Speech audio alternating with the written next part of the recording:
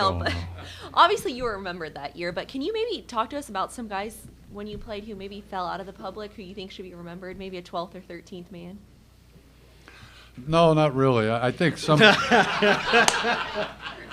I think the guys, like a guy like John Havlicek. Okay. Nobody talks about John Havlicek. I mean, he's one of the greatest players of all time, and he led the Celtics in a number of categories himself during the time when they were down a little bit, which wasn't very long. It was just a year or so, and he was our captain. And at the end of the game, he was getting the ball. We all knew, everybody else knew, he was going to get the ball, and it started with him, and then he would make decisions. So he was our captain, and he was an extraordinary athlete, great gentleman, and everything. But I tell you, the one thing he did that aggravated me all the time is that he would hold out at training camp. Back then, a lot of guys signed one-year contracts.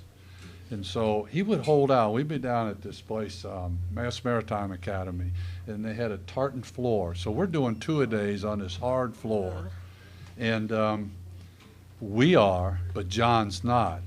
Because John, as we're going to our first practice in the morning, John and the PR guy, it's right on the Cape, there's a canal there, he'd be fishing. Now think about that today. LeBron James is not going to training camp. He's holding out for 3 or 4 days. And on the way, all the other players on the way to their practice, he's right over there fishing. He's going like this, "Hey guys, how you doing?"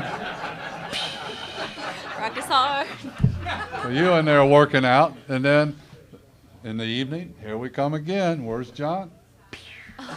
He's fishing again, because you fish in the morning and the evening, right?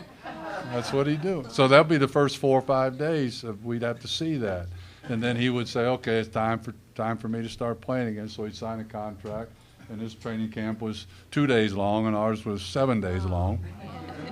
And he would just, and he had a philosophy, when the coach would make you run sprints and that, and then, the guys that win don't have to run.